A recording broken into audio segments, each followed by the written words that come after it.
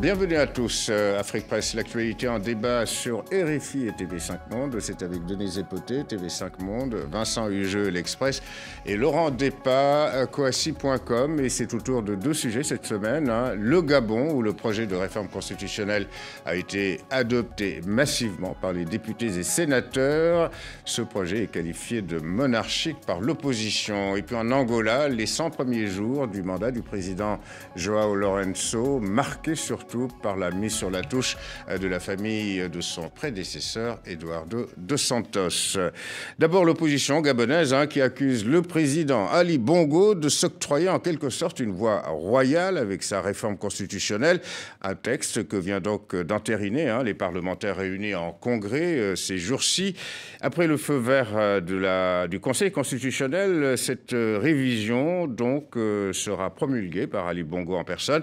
Alors cette réforme, la 7e depuis le retour du pluralisme politique en 91 au Gabon, s'inspire, nous dit-on, des conclusions du dialogue national convoqué par le président Ali Bongo pour réconcilier le pays après cette crise post-électorale de la présidentielle d'août 2016. Alors pour l'opposition notamment, ainsi que les partisans surtout de son rival Jean Ping, Ali Bongo cherche en fait à instituer une monarchie, une analyse partagée par certains observateurs qui ironise sur un président atteint, Denise, du syndrome Mohamed VI, son grand ami et roi du Maroc. C'est vrai, parce que cette révision constitutionnelle avait été présentée comme l'occasion devant permettre à la démocratie gabonaise de connaître un saut qualitatif après la crise électorale. Vous l'avez rappelé, elle a été précédée par un dialogue qui n'a pas été un dialogue, qui a été un monologue, puisque les grands leaders politiques de l'opposition n'y ont pas participé. Jean Ping, Nzubadama, Miboto et Alexandre Barrot-Chambrier.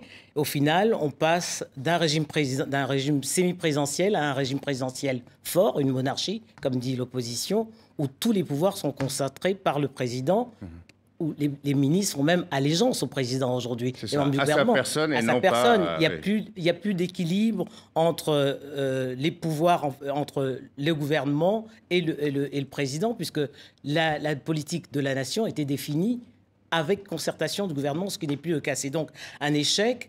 Le seul point positif de cette réforme constitutionnelle, c'est le scrutin à deux tours. À deux tours, qui a été restauré. Qui a été restauré. Mais comment appliquer un scrutin à deux tours quand on sait que toutes les institutions en charge du contrôle et de la préparation des élections sont contrôlées par le pouvoir. On a le sentiment qu'Ali Bongo cherche à concentrer, à préserver son pouvoir parce qu'il évite une cohabitation qui pourrait découler des prochaines législatives. Mais se tiendront-elles? Elles Voilà. ont été reportées 2 fois. Alors, Vincent Hugeux, vous avez titré sur votre blog de l'Express, l'Afrique en face, donc vous avez titré, à propos de cette réforme constitutionnelle gabonaise, Sa Majesté Ali Ier du Gabon. Voilà qui est clair.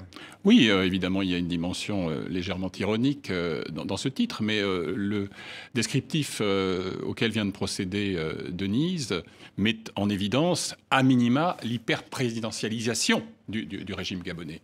Ce qui est amusant, c'est que Ali Bongo voudrait incarner une forme de modernité politique. Vous vous souvenez de son slogan de 2009, Ali neuf, c'est Ali, pas si neuf que ça. Parce qu'en réalité, il est en train de ressusciter une vieille chimère qu'il a partagé un temps avec son père. On va rembobiner le film d'une trentaine d'années. On est en novembre 86. Omar Bongo Ondimba vient de triompher, score soviétique, plus de 99% lors d'une présidentielle. Et il lui prend l'idée de transformer le Gabon post-colonial en monarchie. Et d'ailleurs, un peu comme il va finir par abandonner l'idée. Il abandonne l'idée, mais dans une interview Fleuve à l'époque dans Jeune Afrique, il dit le profond respect qu'il éprouve pour le système monarchique. Il dit qu'il pourrait y prétendre. Et d'ailleurs, il avait envisagé de se faire couronner roi des Tékés pour ses 50 ans à Franceville, à l'occasion de l'inauguration du Transgabonais. Et pour tester l'idée, Les Tékés, c'est la communauté d'Ali Bongo, d'Omar Bongo aussi. Absolument. Et alors, pour tester l'idée, ou peut-être pour la tuer dans l'œuf, il envoie son fils, Ali, l'ex-Alain, à Paris, où celui-ci rencontre Jacques Chirac, alors Premier ministre de François Mitterrand. Chirac est absolument incrédule. Et il essaye pédagogiquement de lui dire qu'après le précédent calamiteux de Bokassa en République centrafricaine, c'est peut-être pas la meilleure idée qui soit. Et c'est maintenant, ça revient par... Et voilà que plus de 30 ans après, eh bien, l'idée refait surface. Alors, Laurent, monarchie, on s'achemine vers réellement une monarchie au Gabon. Non, en fait, Ali Ier. Il faut dire, nous qui sommes sur le continent africain et qui avons vécu notamment cette dernière présidentielle sur le terrain, il faut quand même dire que cette annonce de révision constitutionnelle est une de ses premières annonces en tant que dès sa réélection. Il a dit il faudra revoir, notamment faire une élection à 2 tours. Pourquoi? On sortait de quoi? D'une élection contestée. Pour moi, il rajoute juste un instrument politique de plus pour éviter le palabre qu'il y a eu, entre guillemets, même avec la communauté internationale. On se rappelle des observateurs de l'Union européenne qui ont clairement contesté notamment le vote dans le Haut-Ogooué et j'en passe, 99%. Là, c'est maintenant, c'est plus il y a 20 ans. Donc ça vous paraît justifié, cette réforme constitutionnelle? Pour moi, c'est un instrument politique de mis en plus pour éviter ce qui s'est passé, notamment une nouvelle crise post-électorale. Il n'y a plus d'opposition au Gabon, il faut arrêter d'en parler. Les opposants sont soit contraints à l'exil, soit ils se taisent au Gabon, soit ils sont mis en prison, soit on leur colle des procès. Donc, ou alors on en articule, comme ça se fait, on en finance 2-3, genre Bruno Benmoubamba, ce genre-là, pour faire genre il y a une opposition. Mais sur le fond, Ali Bongo, avec un scrutin de tour, avec une opposition qui l'articulera sûrement, sera tranquille dans un second tour. Et là, il n'y aura plus personne qui pourra dire « Ah ben non, il a magouillé ». Enfin, de façon aussi flagrante. D'accord. Alors, ce pouvoir n'est pas forcément, je dirais, le reflet, Denise, d'un pouvoir républicain, d'autant plus que ce projet de réforme constitutionnelle, aussi bien les sénateurs que les députés, sont en fin de mandat depuis pas mal de temps. Donc, c'est un Parlement intérimaire qui vient d'adopter ce projet. Oui, c'est un Parlement intérimaire, mais acquis totalement à Ali Bongo, puisqu'il n'y a plus que les représentants du PDG. L'opposition ne fait plus est sortie du PDG. La dernière sortie, c'est celle d'Alexandre Barreau-Chambrier quand il a créé le mouvement Héritage et Modernité. Donc Ali Bongo est seul aux commandes aujourd'hui. Il joue le pourrissement en espérant affaiblir l'opposition, même si Laurent disait qu'elle n'existe plus. Mais il y a quand même encore de grands leaders de l'opposition qui sont encore unis. On les citait tout à l'heure. Il essaye il joue le pourrissement en espérant qu'un d'eux, justement, le rejoigne. Et on sait comment. Voilà. Souvenez-vous de cette phrase de Omar Bongo, « Chaque homme a son prix ». Donc, il est prêt à mettre le prix pour justement faire voler en éclats cette opposition. L'opposition aujourd'hui, elle met l'accent sur quelque chose de très important. Financièrement, pour être opposant au Gabon, il faut de l'argent. Et tu tiens comment tes militants qui viennent tous les jours chez toi à la maison pour demander de l'argent, ping, tout ça n'en peuvent plus aujourd'hui. Mais elle a quand même une majorité sur le terrain sociologique. Parce qu'avec l'appui de la diaspora et l'appui de la jeunesse. C'est d'où les retards sur ces élections législatives. Exactement. Bien sûr, mais il me semble que le projet politique consiste en fait à solder 2 impasses pour le prix d'une. L'impasse de l'illégitimité de quelqu'un qui sait parfaitement qu'il n'a pas été élu en août 2016. Bien. Il profite pour cela de la mansuétude coupable et classique de la communauté internationale et de ses pairs africains. Mais je crois que c'est aussi une manière pour lui d'essayer de sortir par le haut de la crise du PDG. N'oublions pas que l'opération de reprise en main, même si elle a été spectaculairement, théâtralement mise en scène, a échoué et qu'à l'instant où on en parle, il y a encore des querelles d'ego pour savoir qui sera investi, par exemple, dans le Wollentem ou dans le Moyen-Ogooué. C'est quand même incroyable, quand on détient tous les leviers du pouvoir, de ne pas même être capable de mettre en état de marche un parti qui a quand même frôlé le naufrage. Mais je crois que c'est un calcul un tout petit peu candide. Ça ne suffira pas pour, en quelque sorte, solder les comptes et les mécomptes du passé récent. Alors, Denise, sur 213 parlementaires, 14 seulement ont voté donc contre ce projet de réforme constitutionnelle, mais le porte-parole du gouvernement gabonais, Alain Billy Bizet, s'est voulu rassurant. Il nous dit que les parlementaires gabonais de la majorité ne sont pas des godilles. Faut-il le croire? L'Assemblée, aujourd'hui à l'Assemblée... Est-ce qu'il a encore une légitimité, cette Assemblée? Elle n'a plus de légitimité, puisque le mandat est révolu des députés. Mais il n'y a que des partisans du PDG qui sont à l'Assemblée. Toute l'opposition est à l'extérieur. Donc, ce qu'on espère, c'est que les législatives, si elles se tiennent au mois d'avril, que l'opposition puisse faire son entrée au Parlement. C'est ça la grande hypothèse aujourd'hui. C'est la grande hypothèse, mais les législatives ont été reportées 2 fois déjà. Et clairement, l'annonce, c'est... au plus tard en avril 2018. Donc c'est le flou total qui est entretenu. Ali Bongo ne rêve que d'une chose, c'est que Jean Ping et les siens disent oui, on participe. pour un peu se donner une crédibilité. Jean-Pic ne participera pas. Exactement. Il ne participera pas, bien sûr, il y aura c'est le rêve suprême. C'est le rêve suprême. Alors, on a l'impression, Vincent, que finalement, le pouvoir, notamment son porte-parole, le porte-parole du gouvernement, eh bien, ce pouvoir a réponse à tout. C'est-à-dire, on justifie, c'est le peuple qui l'a voulu, ce projet de réforme constitutionnelle, ce sont les conclusions du dialogue national, qui n'était pas inclusif, mais c'est pas grave, puisque le dialogue s'est quand même tenu. Bref, tout ça pour dire que finalement, ça va passer comme une lettre à la poste, cette réforme. C'est un exercice du pouvoir en circuit fermé. Regardez le raccourci saisissant.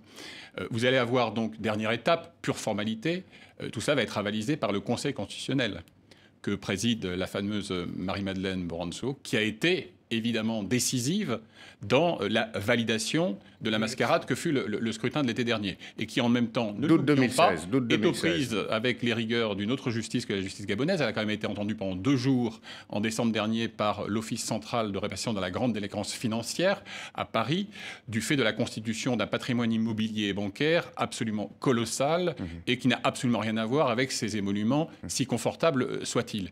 Donc voilà, c'est un système en circuit fermé.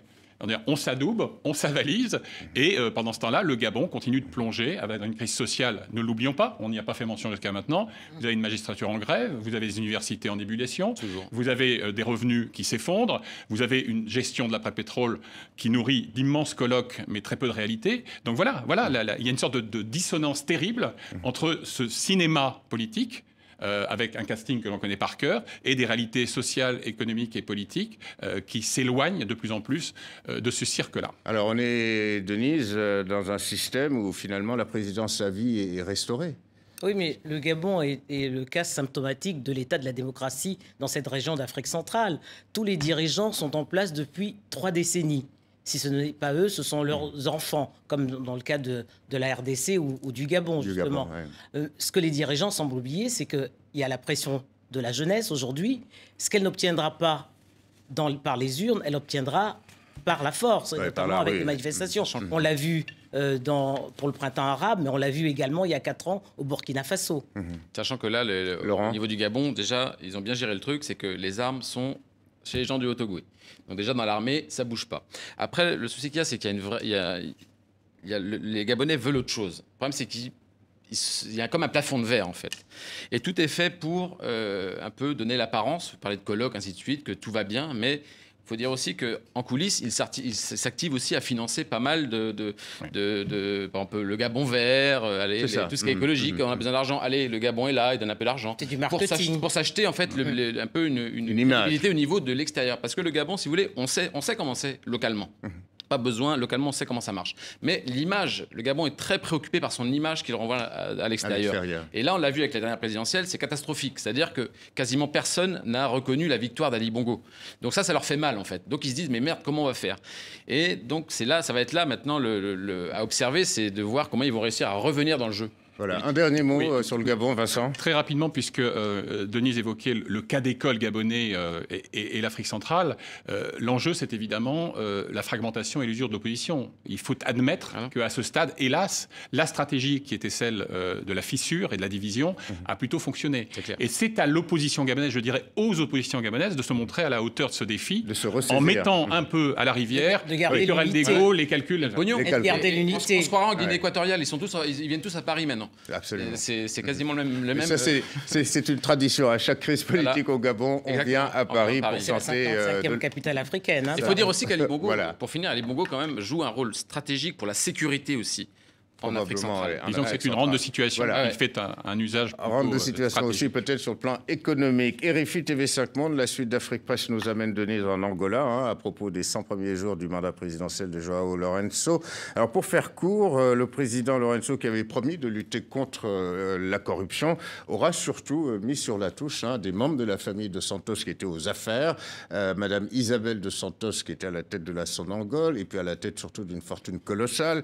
Le fils de Santos, qui s'appelle José Filomeno dos Santos, qui lui a été débarqué récemment de la direction du Fonds d'investissement souverain de l'Angola, un fonds qui aura surtout enrichi, d'après plusieurs enquêtes, notamment en Suisse, dans des conditions très douteuses, l'un des proches de ce fiston, donc basé en Suisse. Oui, mais on pourrait ajouter à la liste le gendre de Dos Santos. Parce que le syndicat d'Okolo également a perdu le soutien d'une des sociétés le des grand diamants collectionneur, qui était actionnaire dans sa société de diamants, ça. avec un partenaire suisse. Et on sait très bien que l'Angola produit du diamant. Du diamant, de très bonne qualité, dit-on. Bah, pour quelqu'un qui était qualifié de peu charismatique, je trouve que M. Lorenzo a un parcours sans faute en 100 jours. Hein. Il est salué par le MPLA, qui est quand même le parti au pouvoir, qui a adoubé sa nomination, mais également par l'opposition, puisque l'UNITA aussi salue les mesures qu'il a prises pour faire voler en éclats l'empire politico-financier de la famille Dos Santos. Il a la bénédiction du parti, des caciques du parti, notamment de la branche armée du MPLA, ce qui n'est pas rien, même si aujourd'hui il lui reste à confirmer le contrôle, à confirmer le contrôle qu'il pourra avoir sur le parti. On sait aujourd'hui qu'il est majoritairement soutenu par tous les Angolais qui en avaient marre un peu de cette arrogance des Dos Santos. Alors, Vincent, Denise vient de dire que l'UNITA soutient effectivement cette espèce de nettoyage des écuries, comme on dit. Pour autant, l'UNITA réclame quand même des enquêtes, des poursuites judiciaires pour savoir à quoi a servi ces milliards, somme toute, détournés ou utilisés peut-être de manière pas très orthodoxe tout au long du règne de M. Dos Santos. Vous soulevez un point crucial. J'avoue avoir été agréablement surpris par la performance politique des 100 premiers jours de Lourenço. J'étais sceptique, ne serait-ce que par son pédigré, par son statut de baron, ministre de la Défense, de dauphin, même si José Filomeno, le fils écarté du fonds d'investissement, a un temps caressé cette chimère d'être installé dans le fauteuil paternel. Mais il y a une hypothèque. Est-ce que l'on va se tenir à cette purge, qui est virile, et dont je ne nie pas l'ampleur ni la profondeur, ou est-ce qu'on va aller jusqu'à l'échelon judiciaire? On pourrait imaginer, et là c'est une construction purement gratuite de ma part, que d'une certaine manière il y a un marché entre le nouveau et le clan ancien. Oui. C'est-à-dire on va très vite, très fort dans le nettoyage de printemps, d'hiver, d'automne, tout ce que vous voudrez, mais en revanche on s'arrête au pied du box, les accusés. Voilà.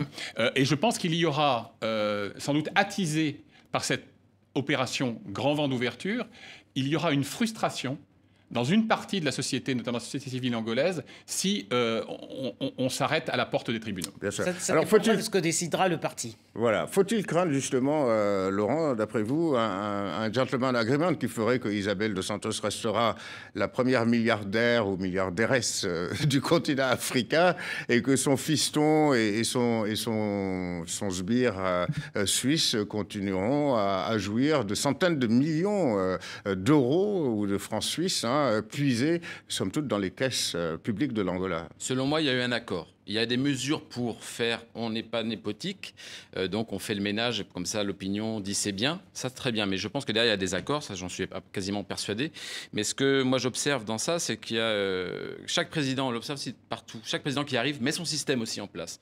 Les Dos Santos contrôlaient vraiment des secteurs vraiment très sensibles et premiers dans l'économie très juteux. Angolaise, donc petit à petit on met son système en place. Ça c'est le premier point. Deuxièmement, il a attendu surtout, il faut rappeler, sur la province de la Cabinda et sur le sud-ouest, parce que c'est là politiquement où véritablement, même si ces réformes au niveau des forces armées angolaises sont plus ou moins bien acceptées, c'est quand même militaire, il s'y connaît, il maîtrise bien ce domaine-là, mais c'est surtout cette crise avec le FLEC donc à Cabinda et au sud-ouest qui vont vraiment des enjeux politiques avec la mutation aussi de l'économie angolaise qui était bien évidemment axée sur le pétrole. Et là, c'est là politiquement on va savoir si véritablement, sinon 100 jours, on ne peut pas vraiment juger véritablement. Oui. Pour moi, et on a bien précisé que effectivement c'est l'aspect lutte contre la corruption et le fait qu'il a mis la famille de Santos sur la touche. On ne va pas mettre ça exclusivement et par candeur sur le compte de la vertu tout soudainement émerger. Il n'avait guère le choix, car il doit absolument restaurer la confiance des institutions financières internationales, des investisseurs, des bailleurs, etc. Dans un pays, et peut-être aussi des Angolais, qui est un géant pétrolier, mais dont une partie significative de la population végète dans une misère et une indigence absolument obscène. Une inflation. Donc d'une certaine manière, vous avez l'effet d'image qui vient d'être détaillé à l'instant, et vous avez le principe de nécessité, et notamment de nécessité économique. Alors, le système de corruption qui est dénoncé en Angola ne concerne pas que la famille de Santos. On serait bien naïf de penser que les autres barons du régime n'ont pas profité finalement de cette manne, de cette confiscation, tout simplement parce qu'ils sont en position de confisquer l'argent qui revient au peuple, Denise. Oui, non, il n'y a pas que la famille Dos Santos, mais dans le classement, la famille Dos Santos occupe le premier rang. C'est ça. Donc, c'est sûr que... Je pense que ce qui sera décisif, c'est les décisions que prendra le MPLA. Le parti est en accord avec l'UNITA, parce qu'aujourd'hui, les liens entre le MPLA et l'UNITA se sont améliorés. João Lourenço a quand même reçu 2 fois en 100 jours le représentant de l'UNITA, alors qu'il y a près de 15 ans que Dos Santos ne lui adressait plus la parole. Donc je pense qu'il faudra le scruter de très près, ce rapprochement entre l'UNITA et le MPLA. Il y a un facteur qui, à mon sens, renforce un peu le crédit de Lourenço, qu'on surnomme là-bas le exonerador implacavel. Liquidateur implacable. Liquidateur implacable, bon, ce qui est un peu fleuri comme terminologie. Ouais, mais ça dit ce qui est intéressant, c'est que on a bien vu que sur la fin de son ultime mandat, Dos Santos avait essayé de verrouiller l'appareil sécuritaire, police, renseignement, etc. Et la grande surprise, je dirais la bonne surprise, c'est que là-dessus, Lourenço est passé en force.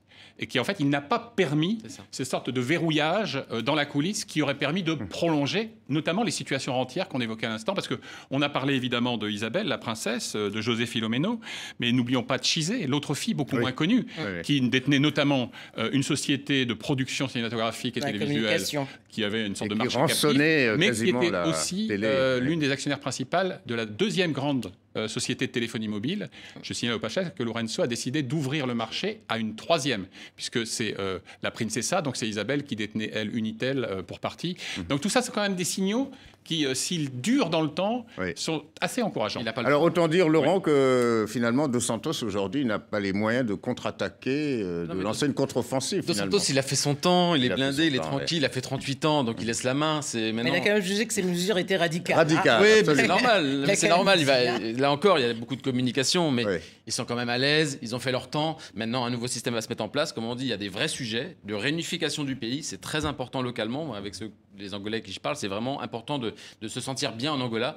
Et c'est là les enjeux de ce mandat. Alors, Denise, on a dit qu'une grosse partie de l'argent, en tout cas, que gérait Isabelle Dos Santos a été investie au Portugal. Et on sait très bien qu'elle dispose dans ce pays de réseaux, à travers les dirigeants politiques de tous bords, même de réseaux, dit-on, dans l'appareil judiciaire portugais. À supposer que Lourenço engage une procédure pour récupérer une partie de ses biens, on a l'impression qu'il aura beaucoup de difficultés.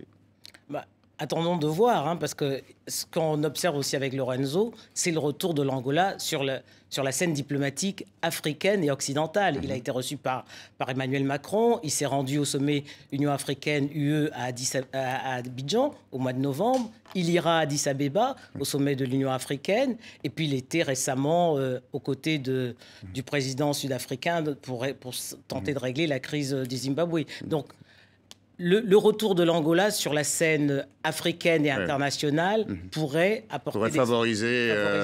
Oui, Vincent. Très rapidement, il y a un autre front. Vous évoquiez tout à l'heure les 5 milliards de dollars du fonds d'investissement souverain que dirigeait José Filomeno, au profit notamment de son ami Helveto angolais. Il y a quand même une bonne partie, les 2/3 d'après les experts, qui aujourd'hui sommeillent sur des comptes bancaires de l'île Maurice. Donc il va falloir aussi aller les rechercher.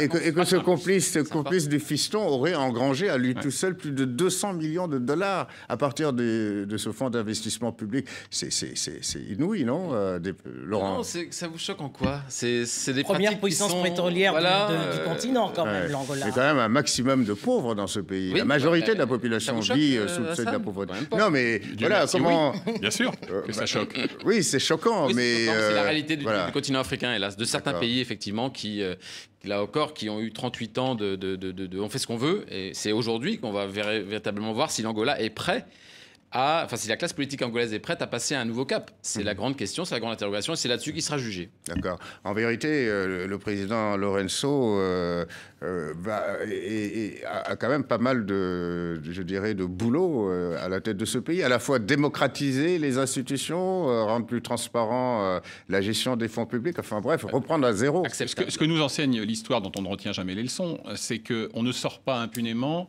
d'un système politique vitrifié pendant X décennies. On a parlé parlé du Gabon tout à l'heure, on pourrait parler de beaucoup d'autres pays, de tous les pays d'Afrique centrale. Et d'ailleurs, sans établir de parallèle hasardeux, je suis curieux de savoir s'il y aura des leçons angolaises au Zimbabwe. Parce qu'au fond, on a là aussi un schéma où un baron, un cacique du régime, hérite d'un pouvoir à bout de souffle et a l'impérieux devoir de rejoindre une forme de modernité à la fois politique et économique. Même si les enjeux ne sont pas les mêmes. Même si les enjeux ne sont pas les mêmes. Mais il faut dire quand même que l'Angola cherche une acceptabilité.